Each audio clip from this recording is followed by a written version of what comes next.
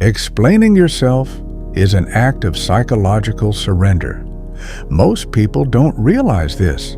They think clarity builds connection. They think providing context helps them win arguments. They're wrong. Every time you explain why you did what you did, why you said what you said, why you are the way you are handing someone else the authority to judge you.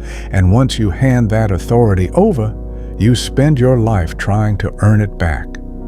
Picture this. You're in a meeting. Someone questions your competence. Your chest tightens. You immediately start listing your qualifications, your past wins, your reasons. You're defending. Now picture this. You're on a date. Someone accuses you of being distant. You immediately explain your childhood, your last relationship, your fear of vulnerability. You're defending. In both cases, you've lost. Not because you were wrong, because you played a game you didn't need to enter. There's a hidden architecture beneath every conflict. Someone is trying to establish themselves as the judge.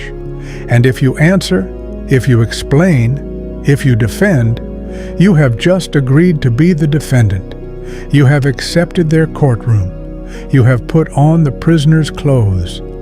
This is the dynamic Niccolo Machiavelli understood centuries ago. He knew that power isn't about being right. It's about who controls the frame. And the moment you defend, you hand them the frame. This is not about being rude. This is about understanding that explanation is a status transaction. The person who explains is signaling, your opinion matters more than my reality. The person who refuses to explain is signaling, my reality requires no external validation. Now let's look at why your body betrays you. You feel the urge to speak. It's almost physical. That urge is conditioned. From childhood, you learned that if you could just explain yourself well enough, punishment would stop. If you could just make them understand, love would return. That child is still inside you, pulling the strings, screaming that your survival depends on being understood. But you're not a child anymore, and the people testing you are not your parents. They're players in a game you didn't realize existed. The moment you resist the urge to explain, something shifts. The other person expected you to jump. You didn't. Now they're standing there holding an accusation with nowhere to put it. That discomfort is power, not power over them, power over yourself. The ability to sit in the tension without filling it with words is the most underrated skill in human dynamics. Let's test this. Someone says, you're incredibly selfish. Your old programming says, no, I'm not. I did this and this. That's submission. Try this instead. Pause.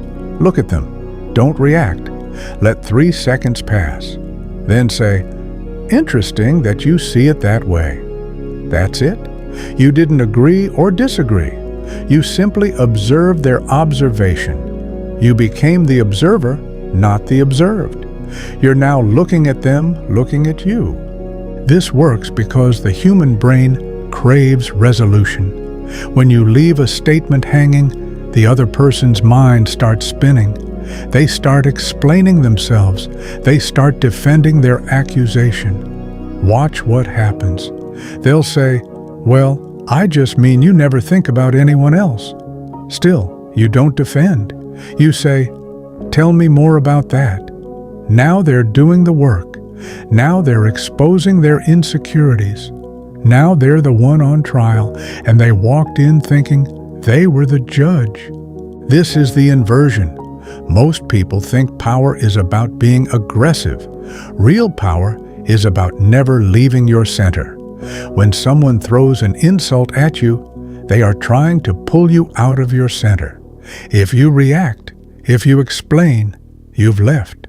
If you stay still, if you remain silent, you witness their attempt, and they exhaust themselves against your stillness. Now sometimes you need words, but never defensive words, offensive words, not offensive as in attacking, offensive as in reframing. Someone says, "You're so obsessed with money." You could defend. Boring. Instead say, "I am. I count it every night like a dragon. It's a problem." You've just agreed with them so completely that their insult becomes absurd. You took their weapon and turned it into a joke. They expected resistance. You gave them collaboration. They wanted to shame you. You showed no shame exists inside you. This is amused mastery. It's the energy of someone who cannot be touched. Here's a deeper layer. When you defend yourself against an accusation, you're actually revealing your insecurities. Every time you argue against a label, you're telling the room that label has power over you. Someone calls you difficult. If you fight it, you've just announced that being seen as difficult terrifies you. The person who laughs and says, "I'm the most difficult person you'll ever meet. Proceed with caution," has just stolen the label's power. You cannot insult someone who already owns their darkness. Machiavelli understood that a prince who tries to appear virtuous at all times makes himself vulnerable. The one who owns his perceived flaws controls the narrative. And here's where most people misunderstand this completely. They think the goal is to never speak. They think silence is always the answer. They've heard the advice, "Just don't explain yourself," and they apply it like a rigid rule. Then they run into situations where silence backfires, where their refusal to speak is read as coldness, avoidance, or weakness, and they get confused. They think the technique failed, but the technique didn't fail. Their understanding of when to use it failed.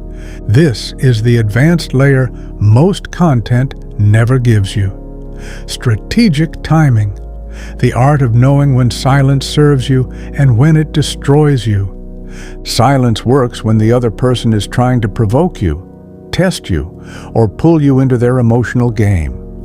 Silence fails when there is a genuine expectation of communication in a relationship that matters.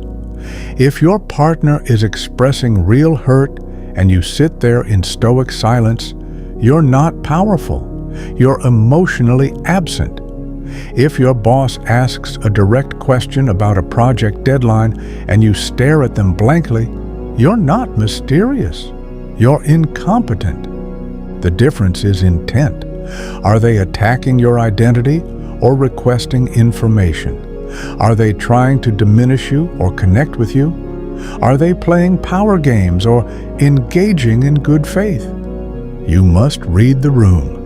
The person who applies the same tactic to every situation is still a puppet, just a different set of strings.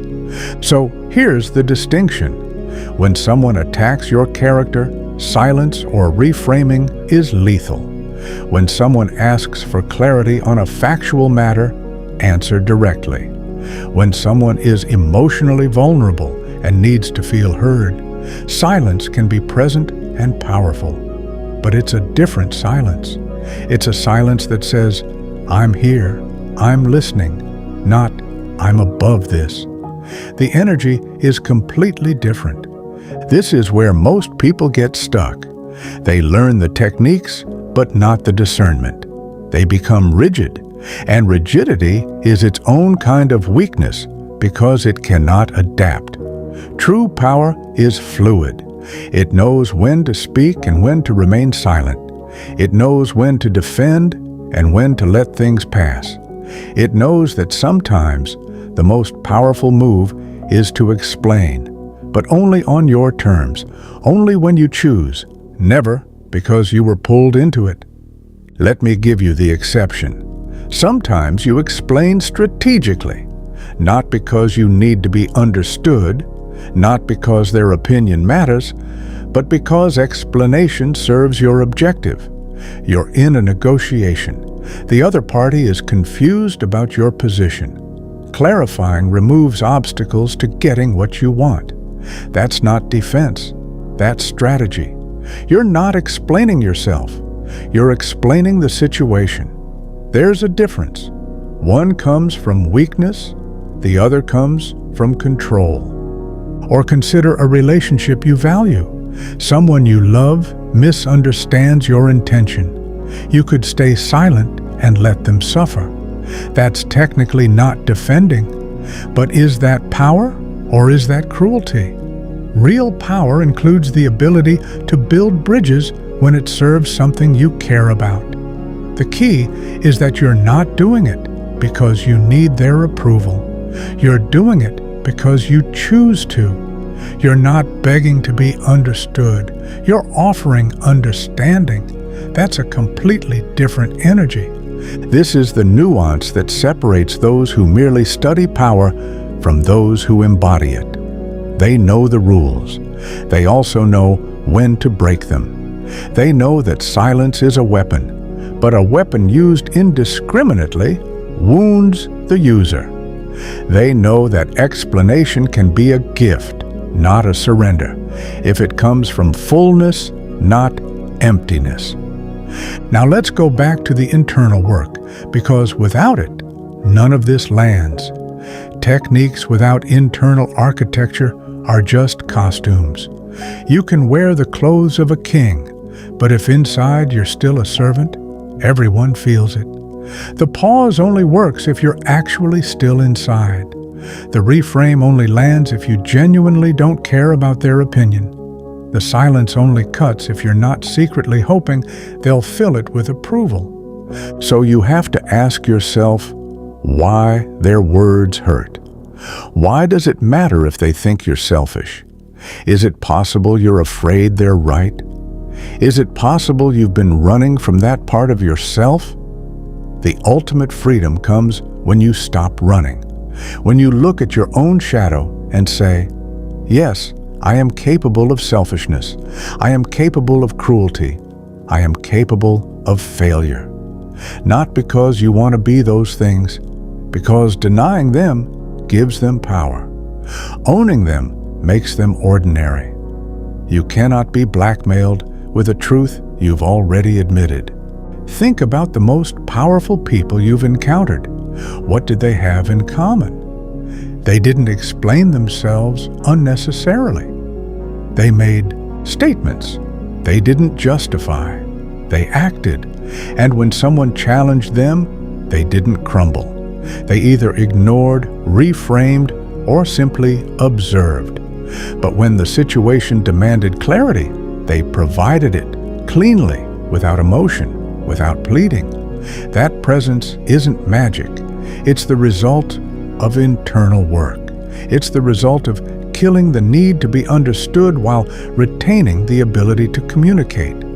The need to be understood is a trap. It feels noble. It feels like you just want connection. But underneath, it's often a demand that other people validate your reality. You want them to see you the way you see yourself. You want them to approve. And because you want it, you chase it. You explain. You over-communicate. You become exhausting, not because you're bad, but because you're needy. And neediness is the ultimate repellent. The alternative is terrifying. The alternative is to accept that you may never be understood, that people will believe what they want, that their perceptions are their problem, not yours. This sounds cold, but it's actually the foundation of real connection. Because when you stop demanding that people understand you, you stop performing. You become real, and real is magnetic. Real is rare. Let's take this into specific territory. You're in an argument with someone you love. They're hurt. Your instinct is to explain your intent. I didn't mean it that way. Stop. What if you just sat there? What if you said, I hear you. I understand why you'd feel that way. Not, I'm sorry you feel that way, which is passive-aggressive, but I understand why you'd feel that way. You're not admitting guilt. You're not explaining intent. You're simply acknowledging their experience. This is disarming. It softens them, and it keeps you centered. Or consider the workplace. Someone takes credit for your work. You want to march in and explain. Before you do, ask yourself, does the truth require your defense, or will it emerge on its own? Often, the person who stays silent while others scramble for credit ends up looking like the only one who doesn't need credit. Not always. Sometimes you must speak. But speak from power, not desperation. Speak from fact, not emotion. That report took 40 hours. I have the timestamps. Let's clarify this now. No emotion, no defense of your character. Just facts. Just frame. The most dangerous people in any room are the ones who cannot be baited. You can insult them. They don't flinch. You can challenge them. They don't explain unless strategy requires it. You can accuse them. They don't defend. They simply look at you with curiosity, as if you're a fascinating specimen. That look is terrifying because it says, you have no power here. Your opinion doesn't reach me unless I let it. That's not arrogance. That's sovereignty. That's someone who has done the work. Here's the brutal truth. Most people go their entire lives without knowing what this feels like. They remain emotional puppets, jerked around by every comment, every criticism. They live in a prison of other people's opinions, and they don't even see the bars. They think freedom is being liked. It's not. Freedom is not needing to be liked. Freedom is not needing to be understood. Freedom is knowing that your reality exists, independent of anyone's approval. If you want to taste that freedom, you have to practice. You have to catch yourself in the act of explaining. You have to feel the urge and sit with it. You have to learn the difference between defending yourself and communicating strategically. You have to watch people squirm when you don't jump, and over time, something shifts. The urge weakens. The need dissolves. You stop carrying the weight of everyone's perceptions. You become hard to manipulate, not because you're hiding anything, because you've stopped performing. This is the art. This is the path. Every time you resist the urge to explain unnecessarily, you strengthen a muscle. Every time you let an accusation hang in the air, you reclaim a piece of your power. Every time you refuse to defend, you announce to the universe that you are not on trial. And eventually, people stop trying you. They sense it. They know you're not playing their game. And some will hate you for it. Let them. Their hatred is not your problem. Their opinion is not your reality. You are not here to be understood. You are here to be you, fully, unapologetically, without constant defense, without endless explanation, without the need to justify your existence. That's freedom. That's power. That's Machiavelli's trick. And now it's yours. If you want to go deeper into what happens when you stop performing for others, like this video and subscribe to the channel. The next video breaks down why desperate people always lose and how to kill that energy permanently.